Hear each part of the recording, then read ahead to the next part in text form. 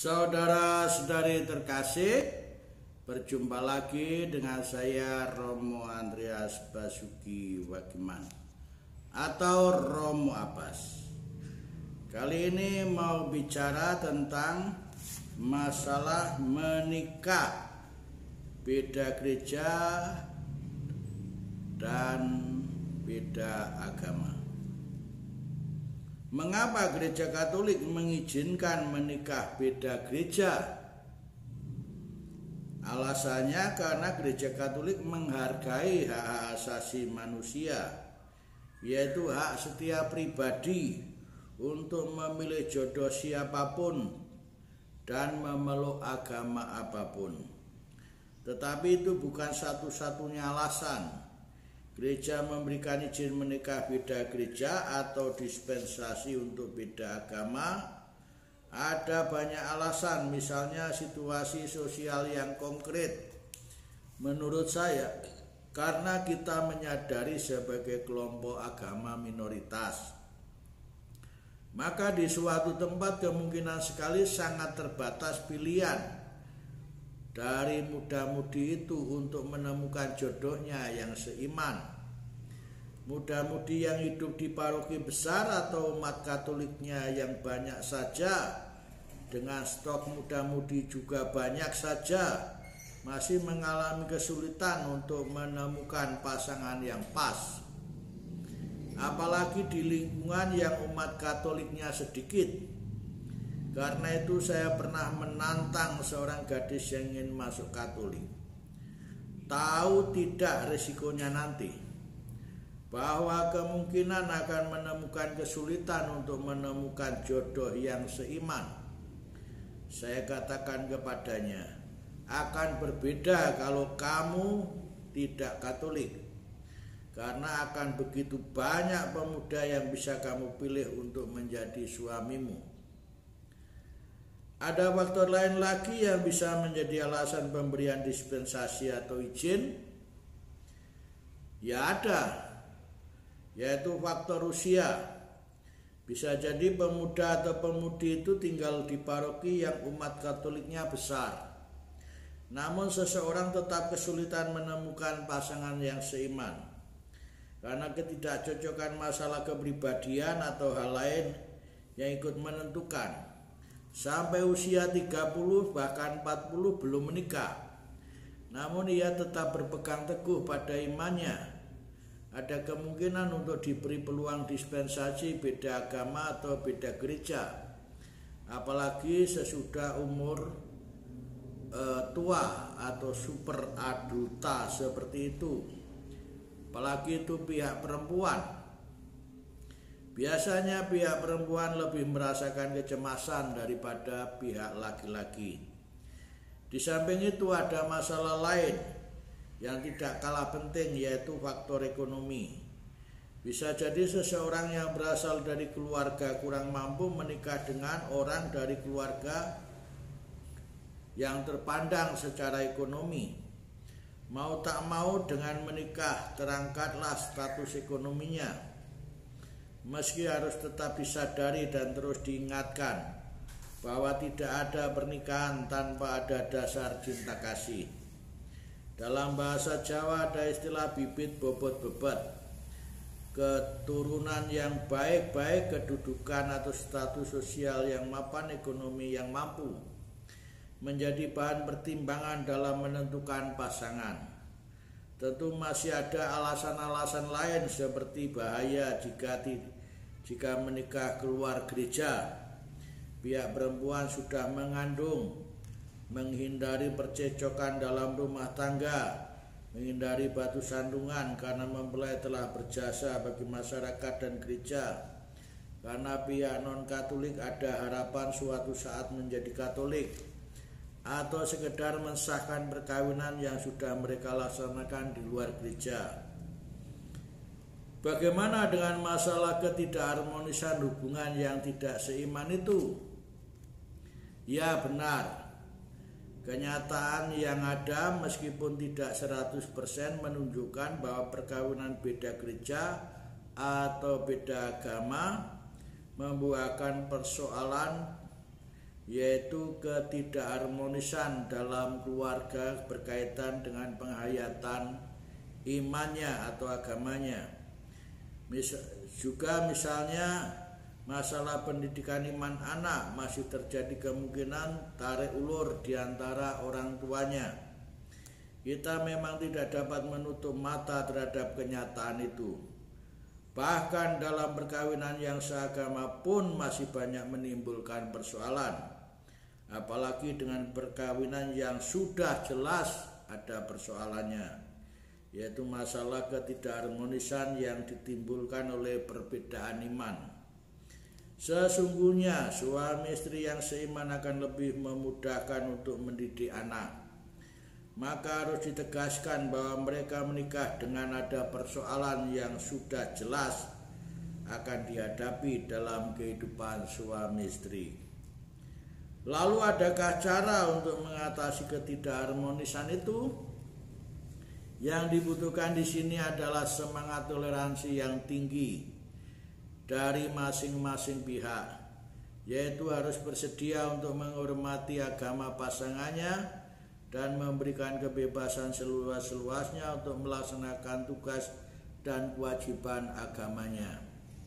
Tanpa toleransi itu akan sangat sulit masing-masing pasangan bisa hidup bersama dalam damai dan kesatuan.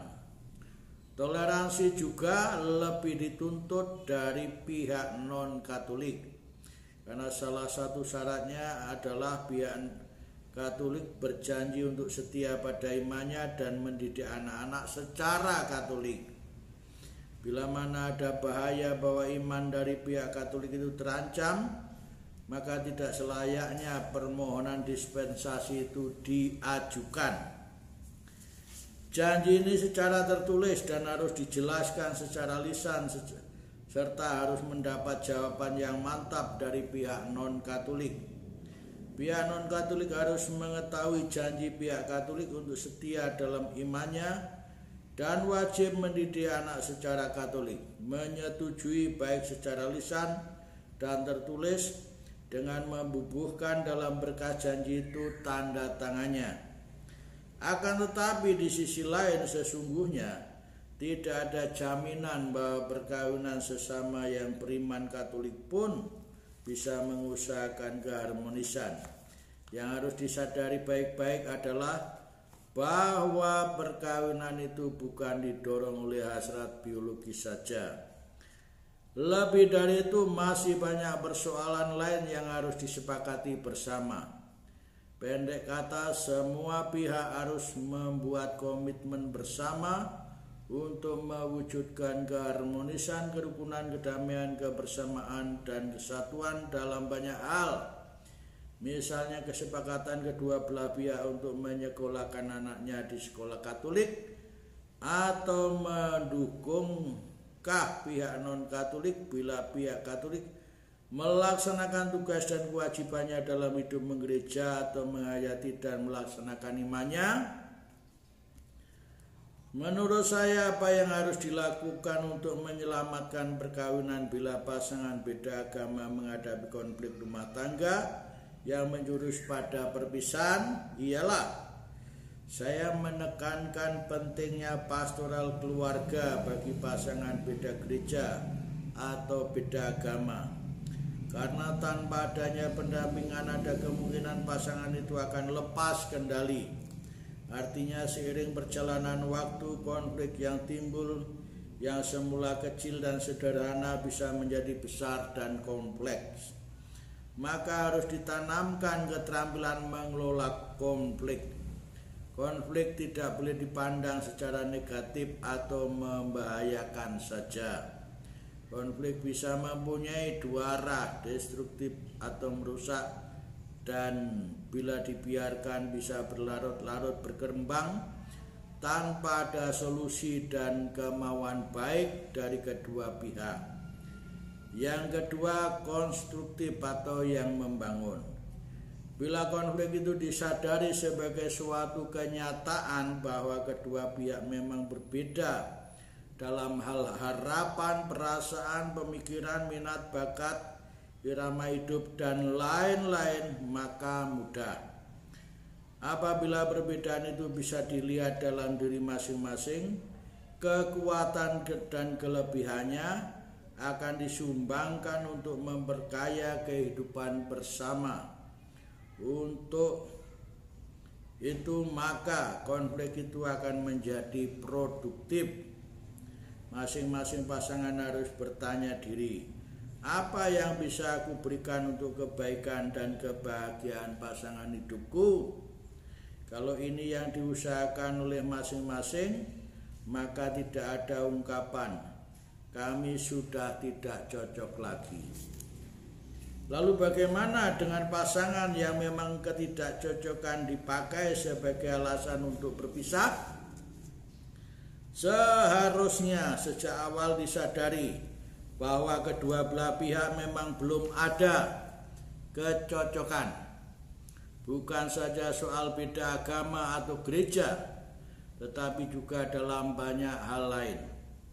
Kedua pihak yang seiman pun harus terus-menerus berupaya untuk saling mencocokkan dan menyesuaikan diri satu sama lain. Proses ini berlangsung seumur hidup. Akan tetapi bila dari awal sudah tersimpan pertanyaan dalam dirinya, apa yang bisa diberikan pasanganku untuk kesenangan diriku, maka konflik itu sudah mempunyai bibit tunggul untuk putuskan hubungan. Tali kasih tinggal menunggu waktu saja. Karena pertanyaan itu mengindikasikan sikap egois yang berarti hanya memikirkan kesenangan, kebenaran, dan perasaannya sendiri saja. Masing-masing pihak mempunyai kelemahan dan kekuatan. Menghargai akan kokoh bila mensinergikan segala potensi yang ada di dalam diri masing-masing. Itu sama dengan plus tambah plus maka 2 plus. Pasangan suami istri akan bertambah subur dan kaya dalam segala berkat dan kasih sayang. Harus ada kerelaan untuk saling memberi diri seutuhnya. Teladan ini harus ditimba dari Kristus sendiri. Ia bersabda, tidak ada kasih yang lebih besar daripada kasih seorang yang memberikan nyawa untuk sahabat-sahabatnya. Injil Yohanes bab 15 ayat 13. Istri adalah sahabat dari suami dan sebaliknya. Sahabat yang sepadan, podo, sederajat, bukan konco wingking atau teman belakang tidak sejajar. Suami atau istri adalah garwo, sigaraning nyowo atau belahan jiwa. Satu bagi yang lain, maka satu bukan separuh dari dua, melainkan separuh dari satu. Jadi kalau kedua mempelai bersikap egois, sesungguhnya mereka belum siap untuk menikah. Harus ada kerelaan berkorban, dan korban itu berarti memberi dan bukan menuntut. Korban yang bisa menumbuhkan dan menyuburkan cinta. Orang yang sama-sama mempunyai kelemahan dan kekurangan, kalau saling menuntut, maka akan menjadi miskin dan tidak berkembang dalam kasih. Sebuah perkawinan, siapapun yang menjalaninya mengharapkan akan berlangsung indah, bahagia, tenang, damai, langgeng tentunya. Namun bila terdapat pasangan yang bermasalah dan arti beda gereja atau beda agama dan hubungan keduanya sudah tidak lagi bisa diselamatkan sehingga berakhir pada perpisahan. Pada pihak non-Katolik dimungkinkan bisa menikah lagi sesuai dengan agamanya, iman dan kepercayaannya. Sedangkan pihak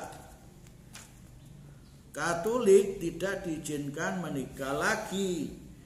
Bila memang demikian, bukankah gereja telah mengesampingkan hak asasi seseorang karena semula gereja bisa menikahkan beda agama gereja dengan dalih hak asasi? Memang benar, di satu pihak gereja menghormati hak asasi manusia sehingga dimungkinkan perkawinan beda gereja dan beda agama. Di lain pihak tidak bisa diingkari kenyataan bila mana terjadi perceraian, pihak non-Katolik bisa menikah lagi dalam agamanya dan tidak ada larangan.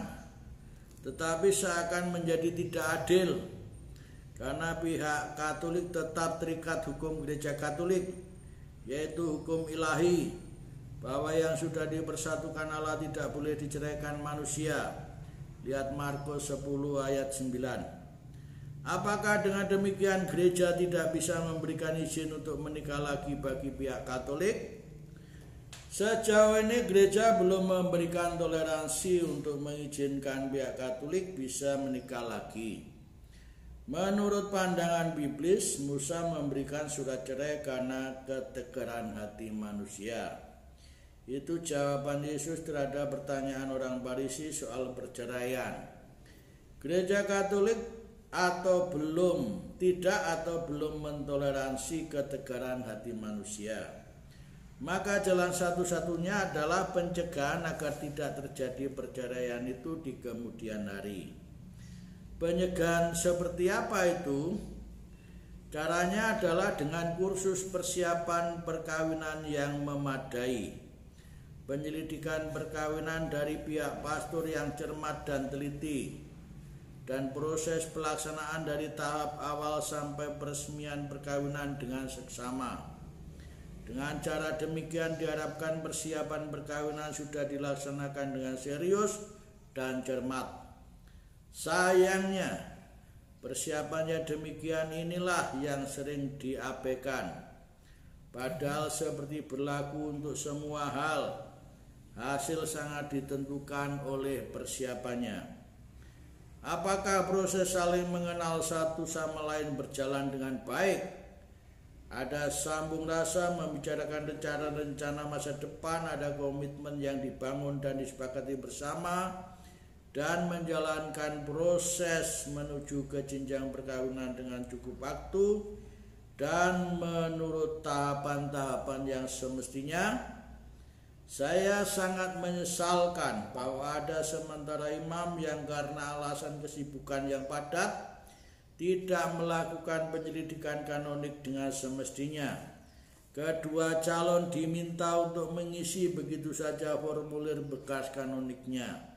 Dengan demikian tidak ada penyelidikan kanonik yang seharusnya dilakukan oleh imam dengan cara mengajukan pertanyaan-pertanyaan lisan.